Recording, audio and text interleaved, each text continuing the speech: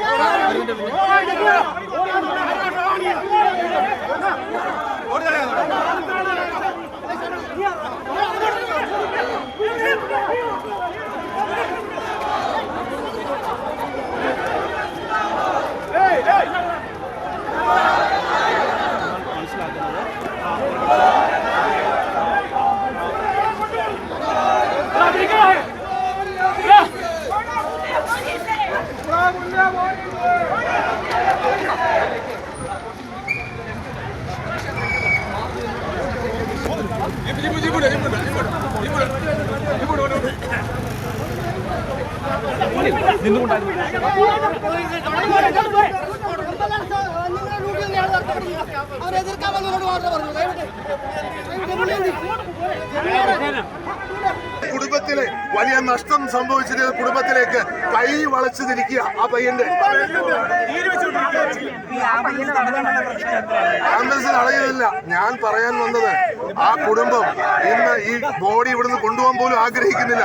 പക്ഷെ ഞങ്ങൾ പറഞ്ഞ് അത് സമ്മതിപ്പിച്ച് കൊണ്ടുപോവുകയാണ്. പക്ഷെ സർക്കാർ ഞങ്ങളുടെ ആവശ്യങ്ങൾക്ക് ഒരു തീരുമാനം ഉണ്ടാക്കണം എന്നുള്ളതാണ് ഞങ്ങൾ പറഞ്ഞത്. ബോധപൂർവ്വം പ്രശ്നം ഉണ്ടാക്കുക. ഞാൻ പറഞ്ഞു, നിങ്ങൾ കേട്ടു, ഞങ്ങൾക്കൊരു വാക്ക് പറഞ്ഞാൽ മതി എന്ന് ഞാൻ പറഞ്ഞു. ആ വാക്ക് പറയാൻ പോലും പോലീസ് സമ്മതിച്ചിട്ടില്ല. പോലീസ് ഗുണ്ടകളെ പോലെയാണ് പെരുമാറിയത്. അതുകൊണ്ടാണ് കുടുംബത്തിലെ അംഗത്തോട് പോലും മര്യാദ കാണിക്കാതെ പെരുമാറിയത്. ഇത് ശരിയല്ല. അത് സർക്കാർ ഓർത്തു വെച്ചാൽ മതി. ഇതിനൊക്കെ തിരിച്ചടി ഉണ്ടാകും. കേരളത്തിലെ ജനങ്ങൾ ഇത് കാണുന്നുണ്ട്. ഇത് രാഷ്ട്രീയം നിങ്ങൾ കാണണ്ട. പക്ഷേ ഇവിടെ മറുപടി കിട്ടിയേ മതിയാവത്തുള്ളൂ. വയനാട് നമുക്കറിയാം, ചൂരന്മല, മുണ്ടക്കൈ ഒരു വീട് പോലും ഈ സർക്കാർ വെച്ചിട്ടില്ല. പക്ഷേ ഈ കോട്ടയത്ത് ഈ മെഡിക്കൽ കോളേജ് വെച്ചിൽ ഒരു അമ്മ മരിച്ചപ്പോൾ ആ അമ്മയ്ക്ക് നീതി നേടി കൊടുക്കുവാൻ ഞാനടക്കമുള്ള എല്ലാ ജനപ്രതികളും ആ കുടുംബത്തോട് നിൽക്കും. ആ കുടുംബത്തിന്റെ ആവശ്യങ്ങൾ അംഗീകരിക്കുവാൻ സർക്കാർ തയ്യാറാവും. അത്രയും മാത്രമേ പറയുള്ളൂ. അതുകൊണ്ടാണ്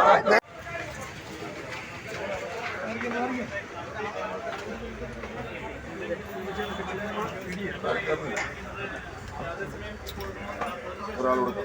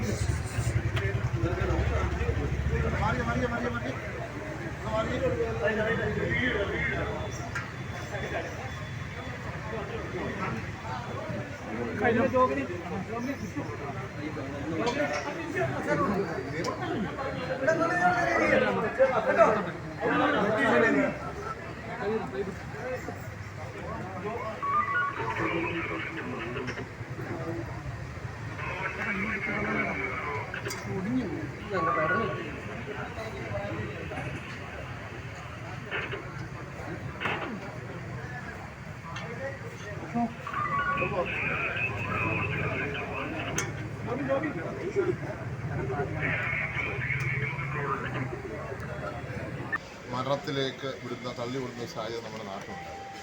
പക്ഷേ ഗവൺമെൻറ് വേണ്ട രീതിയിൽ പ്രതികരിച്ചിരുന്നെങ്കിൽ, സർക്കാർ ഉണർന്ന് പ്രവർത്തിച്ചിരുന്നെങ്കിൽ ഈ ഒരു സാഹചര്യം ഉണ്ടാകത്തില്ല എന്നാണ് ഞാൻ കരുതുന്നത്.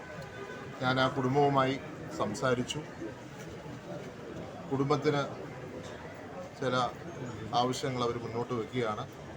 സർക്കാരിനോട് ഒന്നാമതായി 25 ലക്ഷം രൂപ അത് ഇവിടുത്തെ പൊതുസമൂഹത്തിന് വേണ്ടിയും ഞങ്ങൾ ആവശ്യപ്പെടുവാണ്. കുടുംബത്തെ പിന്തുണയ്ക്കണോ.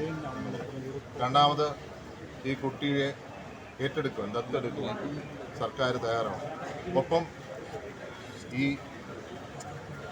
ശസ്ത്രക്രിയ അതിന് ബില്ല് ചാർജ് ചെയ്യുന്നു എന്നാണ് പറയുന്നത്. 3,40,000 രൂപ അത് സൗജന്യമായി ചെയ്തു കൊടുക്കുവാൻ സർക്കാർ തയ്യാറാവണം എന്നുള്ളതാണ് കുടുംബത്തിൻ്റെ ആവശ്യം. ആ കുടുംബത്തിൻ്റെ ആവശ്യം അവർക്ക് വേണ്ടി ഞാൻ സർക്കാരിനോട് ആവശ്യപ്പെടും. അതുപോലെ തന്നെ ജോലി മേടിച്ചു കൊടുക്കുക എന്നുള്ളതും അനിവാര്യമായി ഞങ്ങൾ കാണുകയാണ്. തീർച്ചയായിട്ടും ഈ സർക്കാരിന് എന്തെങ്കിലും ഉത്തരവാദിത്വം, നിങ്ങൾക്കറിയാം ഇവിടെ നടന്ന സാഹചര്യങ്ങൾ, അതിലേക്ക് പുറകോട്ട് തിരിഞ്ഞു നോക്കുന്നില്ല, നടന്നു. പക്ഷേ ഇനി ഇങ്ങനെ ഉണ്ടാവാതിരിക്കാനും, ഒപ്പം ഈ കുടുംബം ആരോരുമില്ലാത്തൊരു കുടുംബത്തെ സംരക്ഷിക്കുവാൻ ആശ്രയം പുള്ളിക്കാരത്തിയായിരുന്നു. അതാണ് 300 രൂപ ഒരു ദിവസം കിട്ടിക്കൊണ്ടിരുന്ന ഒരു അമ്മയാണ്. ഇന്ന് അമ്മ ലോകം വിട്ടു പോകാനുള്ള സാഹചര്യമുണ്ടായി. അതുകൊണ്ട് ഇത് അടിയന്തരമായി നടപ്പിലാക്കണം എന്ന് സർക്കാരിനോട് ആവശ്യപ്പെടുന്നു.